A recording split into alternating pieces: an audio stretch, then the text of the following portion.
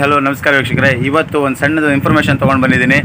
So ಇವಾಗ ಬೆಂಗಳೂರಿನಲ್ಲಿ Rapido ಬೈಕಿಗೆಲ್ಲ yellow board ಮಾಡ್ಕೊಂಡು ಓಡಿಸ್ರಯ್ಯ, ವೈಟ್ ಬೋರ್ಡಲ್ಲಿ ಯಾಕೆ ಓಡಿಸ್ತಿದ್ದೀರಾ ಅಂತೇಳಿ ಆಟೋದವ್ರು ಕಿರಿಕ್ ಮಾಡ್ತಿದ್ದಾರೆ ಅಂತೆಲ್ಲ ಸುಮಾರು ವೀಡಿಯೋಗಳೆಲ್ಲ ಸೋಷಿಯಲ್ ಮೀಡಿಯಾದಲ್ಲಿ ಓಡಾಡ್ತಿದೆ.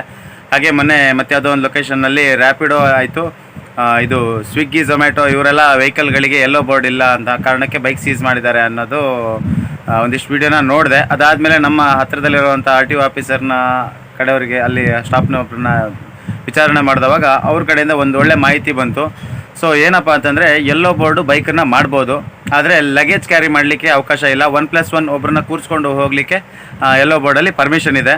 ಸೊ ಅದಕ್ಕೂ ಕೂಡ ಒಂದು ಕಂಪ್ನಿ ಅಂತ ಆಗಿರಬೇಕು. ಸೊ ಆ ಕಂಪ್ನಿ ಕಡೆಯಿಂದ ಒಂದು ಕನಿಷ್ಠ ಅಂದರೂ 5 ವೆಹಿಕಲ್ಲು ಯೆಲ್ಲೋ ಬೋರ್ಡ್ ಮಾಡಲಿಕ್ಕೆ ಒಂದು ಟೈಮಲ್ಲಿ ಹೋಗ್ಬಿಟ್ರೆ ಅದು ಯೆಲ್ಲೋ ಬೋರ್ಡ್ ರಿಜಿಸ್ಟ್ರೇಷನ್ ಮಾಡಿ ಕೊಡ್ತಾರೆ ಅನ್ನೋ ಒಂದು ಮಾಹಿತಿ ಬಂದಿದೆ. ಸೊ ಯಾರಾದರೂ ಕಂಪ್ನಿ ಮಾಡಿ ವೈಟ್ ಬೋರ್ಡಲ್ಲಿರೋ ನಿಮ್ಮ ವೆಹಿಕಲ್ನ ಯೆಲ್ಲೋ ಬೋರ್ಡ್ ಮಾಡ್ಕೊಂಡು ಓಡಿಸ್ಬೇಕು ಅನ್ನೋರಿದ್ರೆ ದಯವಿಟ್ಟು ನಿಮ್ಮ ಹತ್ತಿರದಲ್ಲಿರೋ RTO ಆಫೀಸರ್ನ ಸಂಪರ್ಕ ಮಾಡಿ. ನಿಮ್ಮದೇ ಆದೊಂದು ಕಂಪ್ನಿ ಆಗಿರಬೇಕು, ಹಾಗೆ ಒಂದು 5 ವೆಹಿಕಲ್ ನಿಮ್ಮ ಬಳಿ ಇರಬೇಕು ನಿಮ್ಮ ಕಂಪ್ನಿ ಕಡೆಯಿಂದ. ಸೊ ಈ ಮಾಹಿತಿ ನನಗೆ ಸಿಕ್ತು. ಇದರಿಂದ ನಿಮ್ಗೆ ಯಾರಿಗಾರು ಯೂಸ್ ಆಗೋದಿದ್ರೆ ಯೂಸ್ ಆಗಲಿ ಅಂತ ಹೇಳ್ತಾ ಇದ್ದೀನಿ. ನನ್ನ ಒಂದು ಬೈಕನ್ನು ಯೆಲ್ಲೋ ಬೋರ್ಡ್ ಮಾಡೋಣ ಅಂತ ಅಂದ್ಕೊಂಡಿದ್ದೆ. ಸೊ ಆಗಲ್ಲ, ಮಾಡೋಕ್ಕೆ ಹೋಗೋದಿಲ್ಲ. ಸೊ ಕಂಪ್ನಿ ಆಗಿರಬೇಕು, 5 ವೆಹಿಕಲ್ನ ಒಂದು ಟೈಮಲ್ಲಿ ನಾವು ಹೋಗ್ಬಿಟ್ಟು ಯೆಲ್ಲೋ ಬೋರ್ಡಿಗೆ ರಿಜಿಸ್ಟ್ರೇಷನ್ ಮಾಡಬೇಕಾಗುತ್ತೆ. ಇದು ಕಂಪ್ನಿಯಲ್ಲಿರ್ತಕ್ಕಂಥ ಸರ್ಕಾರದಿಂದ ಕೊಟ್ಟಿರ್ತಕ್ಕಂಥ ಒಂದು ಇನ್ಫಾರ್ಮೇಷನ್ನು.